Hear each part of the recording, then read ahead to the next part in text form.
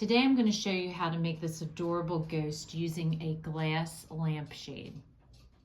To get started on this project, the one thing you're going to need is a glass lampshade. I went to a secondhand store and I got a nice variety of different lampshades, and they're very inexpensive. But if you don't want to bother with that, you could always go to Lowe's or Home Depot, and you can buy these individually, and you could get exactly what you envision is the type of lamp that you want. But I used the secondhand store. You will need a acrylic white craft paint, and I've chosen to use, I had this left over, it's glow in the dark glitter. You could choose not to use glitter, or you could use plain glitter. So it's up to you, but I had this and I thought it would be a really cute addition onto the ghost, so I'm going to use that.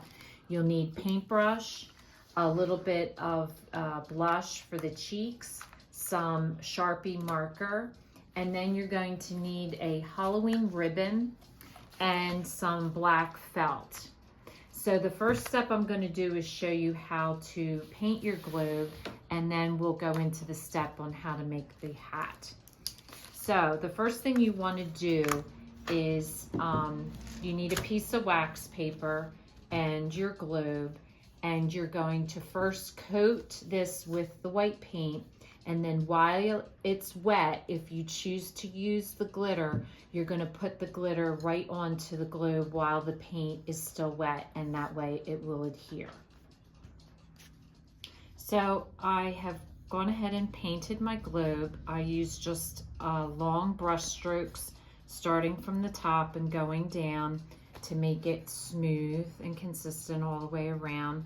You really don't have to paint the top because that will be covered by the hat, but I went ahead and painted it just because that's what I do.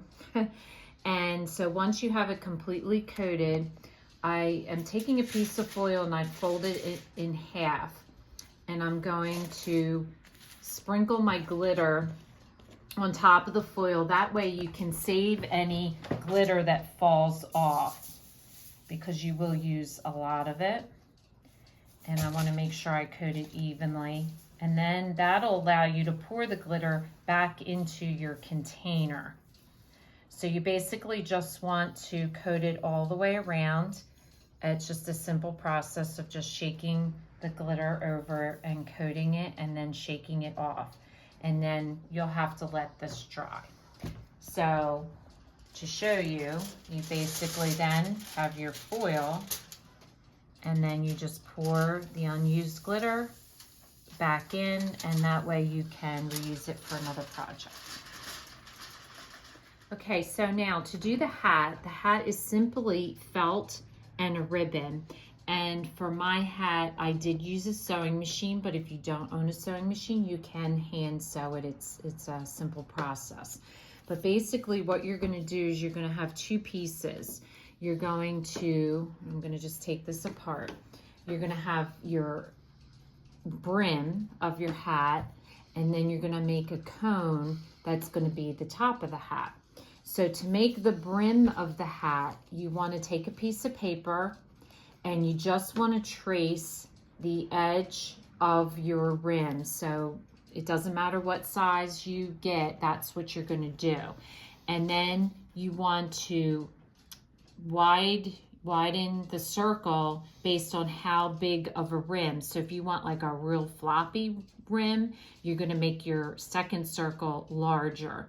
So you want it to be a ring. And that is going to, as you see, it's just going to fit right over your light and just sit on the top of her head. So that's the one piece of felt that you will just cut out and use. The second piece of felt will have to be a cone shape, and that's what's going to give her the top of her hat. So basically the piece of paper that you want to create is going to have to fit the circumference of the rim.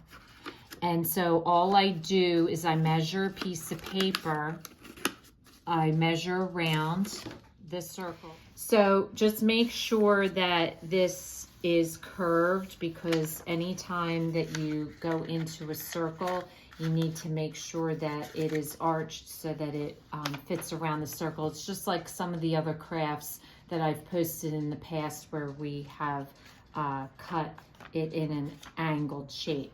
So it doesn't really matter how tall, it's your preference as to how tall you want your hat to be, but you want to allow for some extra because you will have a seam here. So don't make it exactly fitting. Make sure that this, see here how it overlaps. So you want to make sure that it overlaps so that you're allowing for your seam. So once you do your pattern on paper and you feel confident that you have that down, then all you want to do is cut your pattern out onto your felt pieces. I find the best way of cutting the inside, especially because it's black, is having your pattern, you cut the outside, folding it in half, and then just cutting it straight up, and then cutting each of the sides. So once you've cut it, it should fit snugly over your top, like so. So the next step is to take your cone and you're just going to stitch a line that goes the length of that angle, and it doesn't matter what thread you use because it's going to be on the inside, but you just want to put it next to the beginning and just sew a straight line all the way up.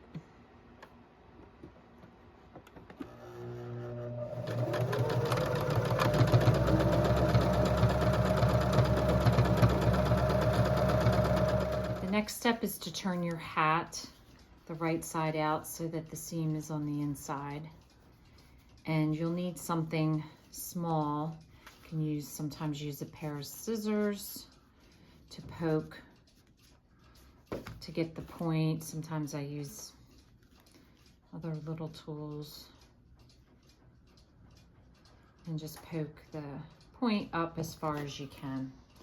And then this is the top of your hat, and the top of your hat is going to just sit right on top of the other. There's no reason to sew, you can just let it sit right on top.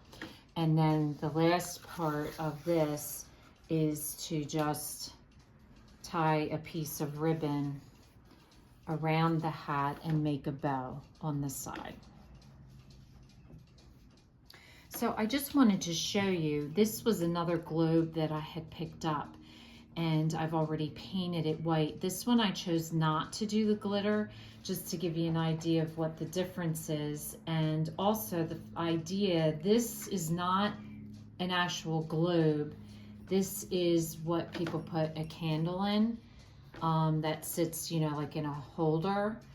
And I found it at the store and it would work just perfectly the same way. So it doesn't have to be a globe, it could be one of the candle holder items as well. So I went ahead and painted this the same exact way. The only difference is I didn't put the glitter on it, but it works exactly the same way. And since this one is dry, the other one is still drying, I just wanted to show you.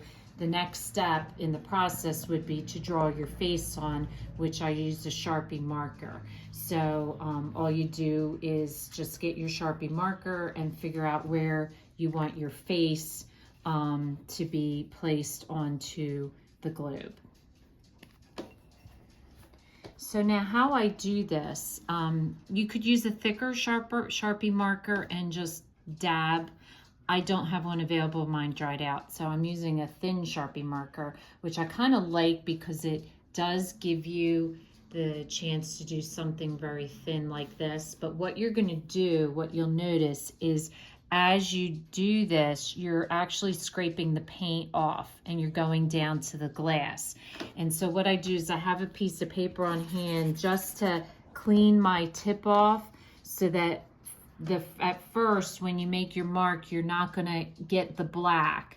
You're going to literally just kind of scrape the paint off. And then as you clean off your tip and go back, then you'll darken the spot with the Sharpie. if that makes sense. So just have a scrap piece of paper, and then see as I going back over it, it's making it darker. So how I did this face is exactly how I would be doing the other one. You follow exactly the same thing. Take your Sharpie marker, trace over it, use the scrap piece of paper to clear your tip.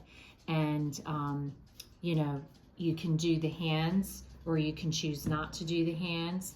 But it's exactly the same thing. Then the last step you want to do is take a Q-tip, and you're going to take your blush, and you're just going to do a little bit of spot on each side for the cheeks.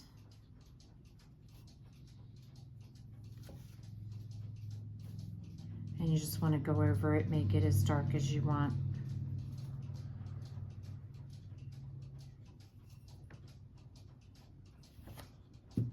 So I just wanted to point out, this was the different type of globe that I used. It's actually not a globe, but like a candle holder.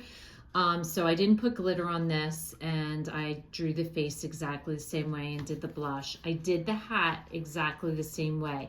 I cut out the circle, which is the circumference of the top. And then for the little guy, I decided to do my brim a little bit wider. So you just draw an equal circle around larger. And so you're going to put that on exactly the same way. So it gives you an idea if you decide to do a larger brim. Now for the top, I used the same exact pattern. I just reduced the size a little bit of it. And for these, the brim goes right on the top, but for him, because it's so small, basically it's just going to sit on top like this. So since it just sits on top and this is like loose in here, what I decided to do instead of doing the ribbon all the way around is I just put a bow, and I just attached it on the inside with a little bit of thread. And so that way the little guy just gets a bow. Now the other difference between the larger two and this one is this one, the reason I didn't use the glitter is I had decided I wanted to try to do one that was lit up. So again, I have these fairy lights. I had these left over from my children's graduation party. So I have a whole bunch of them. So this one, I basically am just going to put it right inside, and then oops, hold on. Yeah, like so. I'm just going to put it inside, and that will light him up from the inside. So and you can also do the glitter and actually put lights on the inside as well. So I'm going to turn out the lights so you can see a little bit what it looks like. So this is one with the lights without the glitter, and then this is one with the lights with the glitter, and then this is one without. So the thing I like about these is they look cute during the day and at night, and I think they make a really cute spooky Halloween decoration. So if this is your first time watching, welcome, and please don't forget to subscribe. If you want to receive future notification of posts, hit the bell, and if you like this video, please give us a thumbs up. Thanks for watching, and we'll see you again soon.